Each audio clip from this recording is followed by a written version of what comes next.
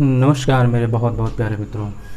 आज हम लोग पर्यावरण से संबंधित यानी इन्वायरमेंट से संबंधित एक बहुत ही महत्वपूर्ण, बहुत ही मज़ेदार टॉपिक के बारे में चर्चा करेंगे और वो टॉपिक है सुपोषण। और उसके साथ साथ हम लोग समझेंगे पारितंत्र क्या होता है, जलीय पारितंत्र, जो इसमें ये टॉपिक इसमें बार बार इस्तेमाल किया गया है। इस टॉपिक को यानी इस शब्द को, किसको, शब्दावली को, जलीय पारितंत्र। पारितंत्र क्या होता है हम लोग इसके बारे में समझेंगे, सुपोषण के बारे में समझेंगे, तथा इसके साथ साथ हम लोग लाल ज्वार क्या होता है इसके बारे में समझेंगे, एल्गल ब्लूम क्या होता है इसके बारे में समझेंगे, सुपोषण क्या होता है वो तो हमारा आज का मेन टॉपिक है ही। चलिए हम लोग समझते हैं क्या है। कृषि में प्रयुक्त होने वाले उर्वरकों यानी फर्टिलाइजर, सीवेज का गंदा पानी, औद्योगिक कचरा इत्यादि किसी जलीय पारितंत्र में पहुंचकर पोषकों की मात्रा में अत्यधिक वृद्धि कर देते हैं। तो यह प्रक्रिया क्या कहलाएगी, सुपोषण कहलाएगी। समझिएगा क्या ये कह रहा है। कोई जलीय पारितंत्र है, जलीय पारितंत्र का मतलब वो समुद्र हो सकता है, तालाब हो सकता है, ठीक, समुद्र हो सकता है, तालाब हो सकता है, झील हो सकता है, नदी हो सकता है, ठीक। ये सारे क्या हो सकते हैं, नदी पारितंत्र होता है। सबसे पहले हम लोग समझते हैं पारितंत्र क्या होता है। पारितंत्र जिसे बोलते हैं इंग्लिश में इकोसिस्टम। इकोसिस्टम क्या होता है, जिसमें जैविक और अजैविक दो घटक होते हैं, आप लोग इसके बारे में जानते होंगे। जिसमें जीवधारी क्या होते हैं, जीवधारी जैविक घटक का अजैविक घटक से क्या होता है, अंतर क्रिया होता है, और ये मिल करके एक इकाई का निर्माण करते हैं। किसका निर्माण करते हैं, एक इकाई का निर्माण करते हैं। अभी जैसे मैं कहूँ कि जहाँ पे मैं हूँ यहाँ का टेम्परेचर कैसा है, तो आप कहेंगे सर आप वहाँ की पारिस्थितिकी की बात कर रहे हैं। पारिस्थितिकी को ही पारितंत्र भी कहते हैं, इस बात को आप ध्यान दीजिएगा। अगर मैं कहूँ यहाँ पे कितना वर्षण होता है, तो आप कहेंगे कि सर आप वहाँ की किसकी बात कर रहे हैं, पारितंत्र की बात कर रहे हैं, पारिस्थितिकी की बात कर रहे हैं। अगर मैं कहूँ यहाँ पे कितनी वर्षा होती है, तो आप इसके बारे में क्या कहेंगे, यहाँ पे कितनी कौन कौन सी वनस्पतियाँ पाई जाती हैं, ठीक, इसके बारे में आप ऐसी ऐसी बातें कहेंगे। उसी प्रकार क्या होता है पारितंत्र में, ये होता है कि जैविक और अजैविक ये एक दूसरे पर क्या करते हैं, प्रभाव छोड़ते हैं। इन दोनों के प्रभाव छोड़ने की प्रक्रिया में क्या होता है, एक प्राकृतिक इकाई का निर्माण होता है, जिसको ही हम क्या कहते हैं, जलीय पारितंत्र कहते हैं। और जब हम केवल जलों की बारे में बात करते हैं, जैसे नदी का, झील का, तालाब का, समुद्र का बात करते हैं, तो हम सीधी सी बात कह देंगे कि हम जलीय पारितंत्र की बात कर रहे हैं।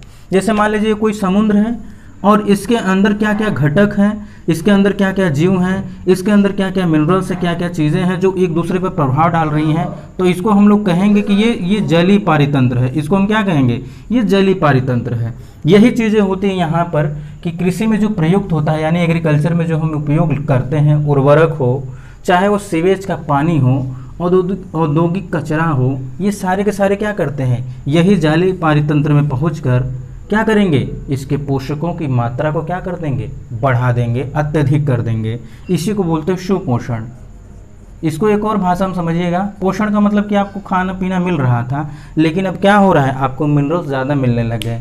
आपको क्या हो गए, मिनरल्स ज़्यादा मिलने लगे, वो आपका क्या हो जाएगा, वो आपका सुपोषण हो जाएगा, ठीक।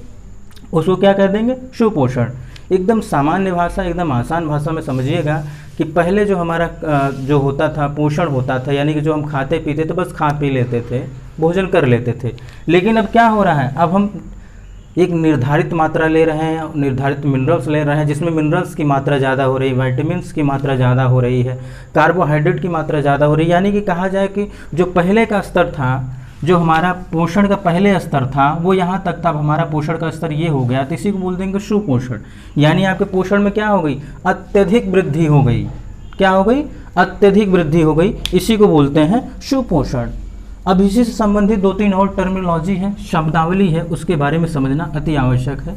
और हम लोग इससे संबंधित एक प्रश्न भी अभी देखेंगे जो बहुत ही मज़ेदार होगा, एनालिटिकल होगा, जो यूपीएससी लेवल तक का होगा, यूपीएससी लेवल तक का रहेगा, ठीक।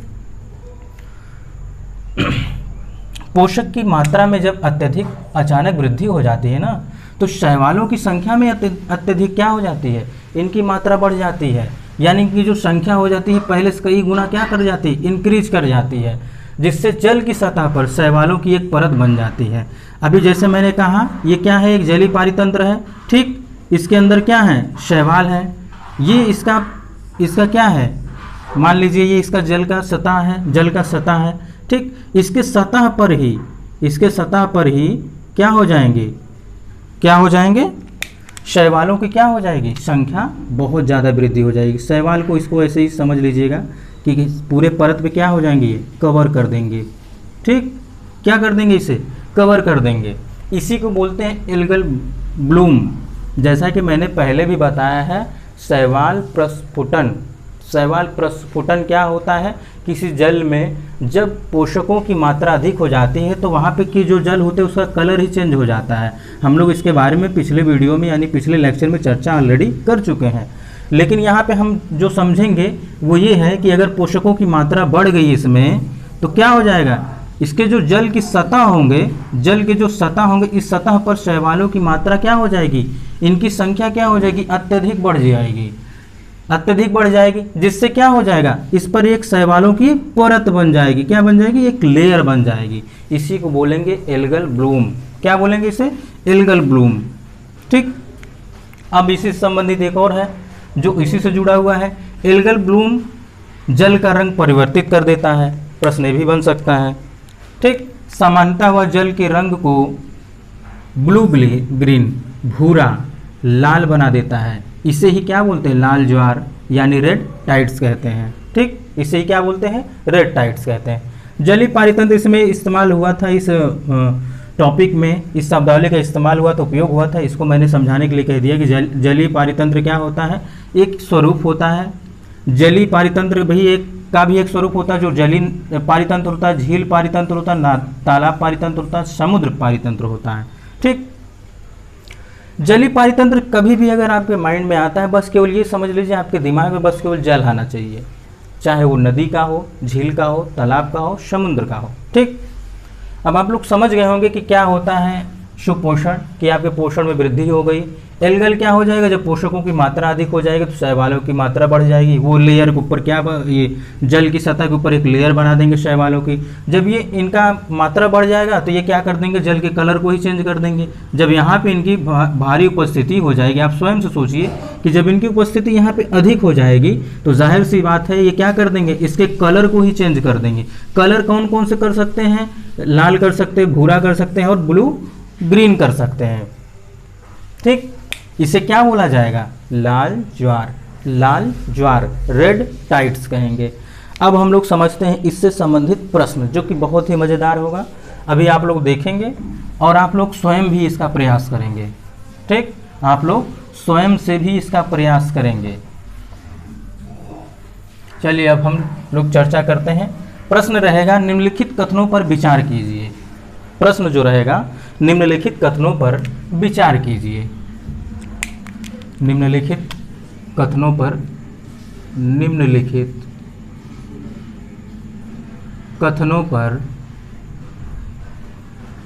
विचार कीजिए।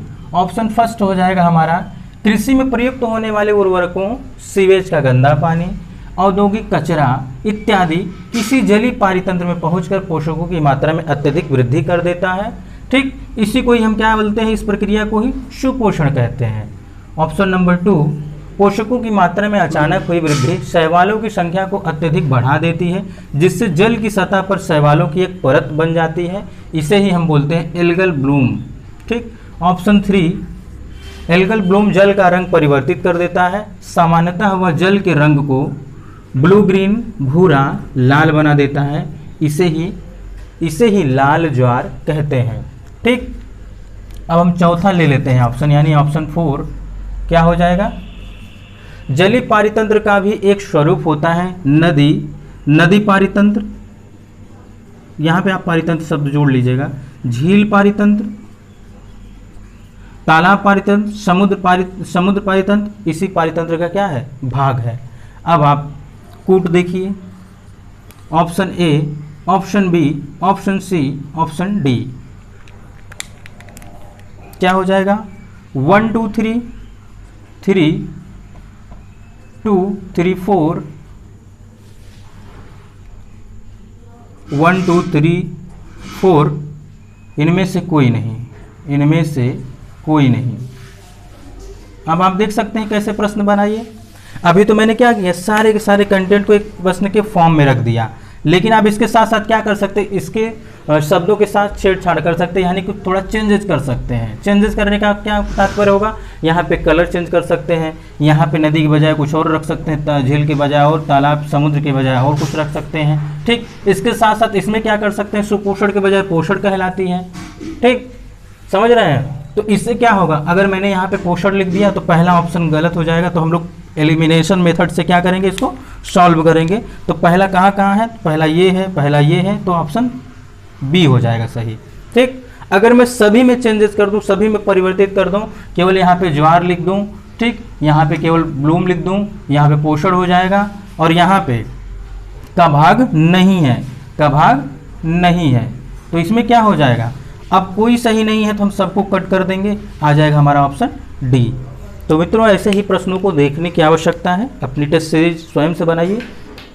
इसकी अपील मैं हमेशा आपसे कहता हूं, आपसे ज़रूर गुजारिश करता हूं कि आप क्या करिए कि कोई भी टॉपिक पढ़िए, उससे संबंधित स्वयं से प्रश्न बनाने की कोशिश करिए।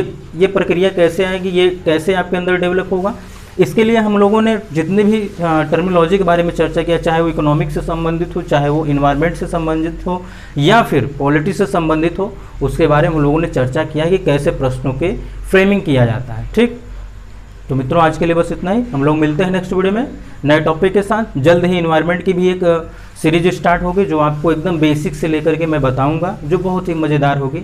एक टीचर का कार्य ही यही होता है, अपने विद्यार्थियों, अपने अभ्यर्थियों, अपने मित्रों का कार्य ही आसान बनाए।